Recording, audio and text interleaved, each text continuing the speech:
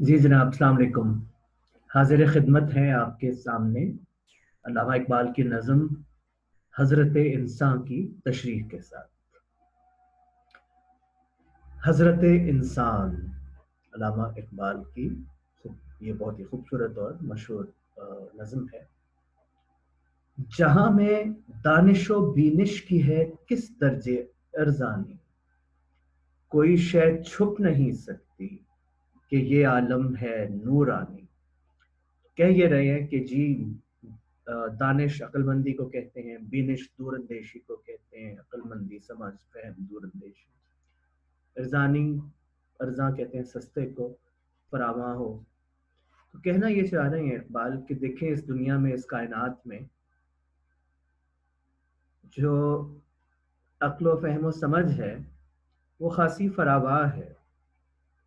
اب یہاں اقبال کی مراد بحیثیت مجموعی انسان کی سمجھ، یہ مراد ہے۔ ظاہر ہے انڈیویجول انفرادی طور پر تو سمجھدار بے وقوف ہر طرح کے انسان بستے ہیں، مگر انسان جو ہے بحیثیت ایک نسل نسل ایک نسل انسانی جو ہے مجموعی طور پر وہ سمجھدار ہے، جو چاہتا ہے کر لیتا ہے۔ تو یہی اسی طرف اشارہ ہے کہ جہاں میں دانش و بینش کی ہے کس درجہ ارزانی، کوئی شے چھپ نہیں سکتی کہ یہ عالم ہے نورانی۔ اسی لیے انسان جو جس چیز کی کھوج لگانا چاہتا ہے وہ لگا لیتا ہے، اور اس کے باطن تک پہنچ جاتا ہے، اس کو اپنے کار میں لے آتا ہے، اس سے جو مقصد حاصل کرنا چاہتا ہے وہ بہرحال کر لیتا ہے۔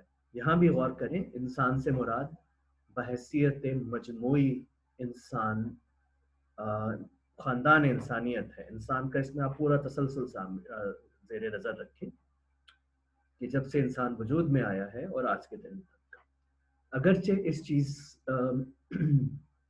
کا جو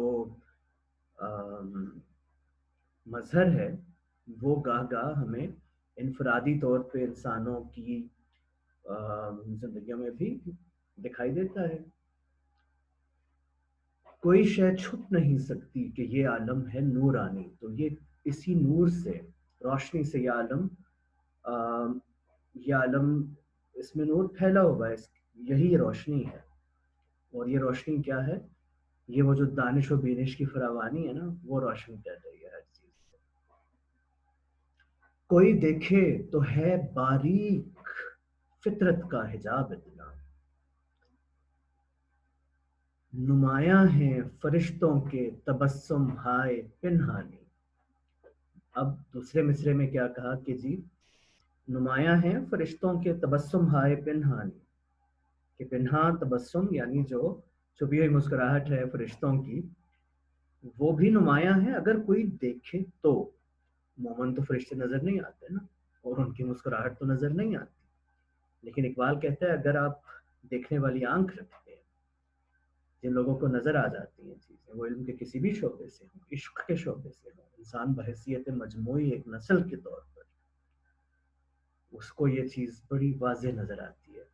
یہ جو فطرت کا حجاب ہے، جو چیزوں کی اصل ہے، چیزوں کو مصرف میں لانے کی جو صلاحیت ہے انسان کو عطا کی گئی ہے، کہ وہ کس قدر طاقتور ہے، انسان نے اس کا مسلسل ثبوت دیا ہے، آج بھی دے رہا ہے، اسی کی طرف اشارہ ہے۔ یہ دنیا دعوت دیدار ہے فرزند آدم کو، کہ دنیا جو ہے یہ دعوت دیتی ہے آدم کی اولاد کو، انسان کو، کہ اس پہ نظر کرو، غور کرو، کہ ہر مستور کو بخشا گیا ہے ذوق عریانی، کہ جو بھی کوئی چیز چھپی ہوئی ہے، مستور کہتے ہیں چھپی ہوئی چیز کو، کہ جو بھی چیز چھپی ہوئی ہے، ایسی چیز چھپی ہوئی کیا چیز ہوتی ہے جس کا ہمیں علم نہ ہو؟ جو بھی مظاہر قدرت ہیں، کوئی بھی چیز جو اس کائنات میں جس کا وجود ہے، اس کو بہرحال یہ ذوق بھی دیا گیا ہے کہ وہ عریاں بھی ہو سکتی ہے، یعنی بے لباس بھی ہو سکتی ہے، بے واضح بھی ہو سکتی ہے، بشرطے کہ دیکھا جائے، کھوجا جائے، اور کوشش کیجیے. یہی فرزند آدم ہے کہ جس کے اشک خونی سے کیا ہے حضرت یزدان نے دریاؤں کو طوفان. اقبال کہہ رہے ہیں تسلسل میں کہ یہی آدم کی اولاد ہے، یعنی سب انسان، جس کے اشک خونی سے، یعنی وہ آنسو جس میں خون یا تو ملا ہو یا وہ ہوئے خون کے آنسو، کہتے ہیں نا خون کے آنسو روئے، تو اس کی طرف اشارہ ہے. مراد کیا ہے کہ یہی انسان ہے جس کے اوپر جو واقعات گزرتے ہیں. اب یہ دیکھیں بڑی خوبصورت طریقے سے، شاعرانہ طریقے سے بات کی گئی ہے. بات کیا کی گئی ہے؟ بات یہ کی گئی ہے کہ انسان بحیثیت مجموعی جب سے دنیا میں آیا ہے، ایک عمل ہے مسلسل تسخیر کا، سوچ کا، چیزوں کو اپنے مصرف میں لانے کا، علم حاصل کرنے کا، تخلیق کا، تدریس کا، اور یہ سب مشقت بھی مانگتا ہے، اور ایسے لوگ بھی مانگتا ہے جو اس کاوش میں لگے رہے. انسان کے اندر بالعموم تمام انسانوں میں یہ بنیادی جو صلاحیت ہے یہ پائی جاتی ہے. آپ اگر دیکھیں کہ جو بچہ ہوتا ہے اس کے اندر یہ صلاحیت کھوج کی، اور جس کو انگریزی میں کیوریاسٹی کہتے ہیں، اس کی بہت زیادہ صلاحیت نمایاں ہوتی ہے. وقت کے ساتھ عموماً اس کو مدھم کر دیا جاتا ہے، مگر اسی کو تو مدھم نہیں کرنا. اسی کی طرف اشارہ ہے کہ وہ جو اشک خونی ہے نا انسان کا، فرزند آدم کا، وہ اشک خونی اس لیے ہے کہ تفکر کیا ہے انسان نے، غور و فکر کیا ہے، عمل کیا ہے، علم حاصل کرنے کی کاوش کی ہے، جد و جہد کی ہے، کرتا چلا گیا ہے، آج کے دن تک کر رہا ہے. اور اس سے کیا ہے کہ کیا ہے حضرت یزدان نے دریاؤں کو طوفانی. یزدان سے مراد ہے خدا، یزدان خدا کو کہتے ہیں کہ خدا نے اسی چیز سے یہی صلاحیت جو دی ہے انسان کو، اسی کی بنیاد پر، اسی کے باعث دریاؤں کو طوفانی کر دیا. اب یہ کون سے دریا مراد ہے؟ وہی دریا ہیں جو اس انسانی صلاحیت کے دریا ہیں. اور اس سے مراد اب یہ بھی ہم دیکھ سکتے ہیں کہ حضرت یزدان نے، یعنی خدا نے وہ پنہا کی ہوئی ہے صلاحیت انسان میں. اور اس میں یہ بھی اشارہ ہے کہ خدا نے جو عالم وجود ہے، جو بھی چیزیں ایگزسٹ کرتی ہیں، ان کو بھی یہ حکم دے رکھا ہے کہ وہ انسان کے زیر لگی رہیں. تو یہ بات ہے. فلک کو کیا خبر یہ خاکداں کس کا نشیمن ہے. فلک سے مراد ہے بنیادی طور پہ اشارہ آپ سمجھ لیں، کہنا یہ چاہ رہا ہے شاعر کہ دیکھنے والے کو کیا پتہ. کہتے ہیں نا جی چشم فلک نے یہ دیکھا وہ دیکھا. تو ایک ایکسٹرنل آبزرور جو ہوتا ہے نا، جو آپ سمجھ لیں جس چیز کا مشاہدہ کیا جا رہا ہے اس سے باہر ہو کے مشاہدہ کر رہا ہے، وہ فلک ہے. فلک کو کیا خبر یہ خاکداں کس کا نشیمن ہے. کہ یہ جو خاکدان ہے، جہاں یہ خاک پڑی ہوئی ہے، مٹی سے بھرا ہوا جو ظرف ہے یا جگہ ہے، مراد ہماری دنیا ہے، عالم خاکی جو ہے، مٹیریل ورلڈ جو ہے، کہ اس سے یہ کس کا نشیمن ہے، یہ کس کا گھر ہے. یہ دیکھنے والے، کسی دیکھنے والے کو بھی بھلا کیا پتا. اور غرض انجم سے ہے کس کے شبستہ کی نگہبانی. کہ جو اللہ تعالیٰ نے، خدا نے ستارے بنائے ہوئے ہیں جو رات کو چمکتے ہیں، وہ کس کے شبستان کی نگہبانی کے لیے چمکتے ہیں. ایک خوبصورت شاعرانہ انداز ہے کہ شبستان سے مراد ہوتی ہے ایسی جگہ جہاں آرام کیا جائے، عموماً رات کو، بیڈ روم کہہ لیں آپ، شبستان. تو کہنا یہ چاہ رہے ہیں کہ جی رات کا ٹائم ہے، جب ظاہر ہے ستارے رات کو چمکتے ہیں، تو رات کے وقت وہ کون سی ہستی ہے جس کی نگہبانی کے لیے یہ روشن تارے آسمان پر وجود میں آ گئے؟ خوبصورت سا انداز ہے، ظاہر ہے اشارہ انسان کی طرف ہے، اس کی عظمت کی طرف ہے، اس شاعرانہ طریقے سے.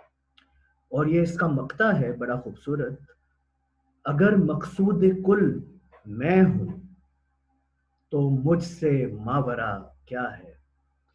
اب انسان یہ کہہ رہا ہے، شاید انسان کا ترجمان ہونے کے ناطے کہ وہ بنی نوع انسان کا فرد بھی ہے اور شعراء ترجمان بھی ہوتے ہیں، تو یہ غور و فکر کر کے کہہ رہا ہے کہ اگر مقصد ہر چیز کا میں ہی ہوں، یعنی انسان ہی ہے، تو مجھ سے ماورا کیا ہے؟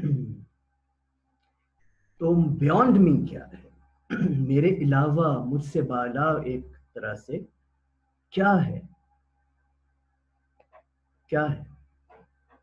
اس سوال کے اندر کسی حد تک جواب بھی پنہا ہے، اور وہ یہ ہے کہ کچھ بھی نہیں، کچھ بھی نہیں ہے جو مجھ سے ماورا ہے سوائے خدا کی ذات کے. اور انسان کا کام تسخیر ہے، تسخیر کرتا چلا جائے گا.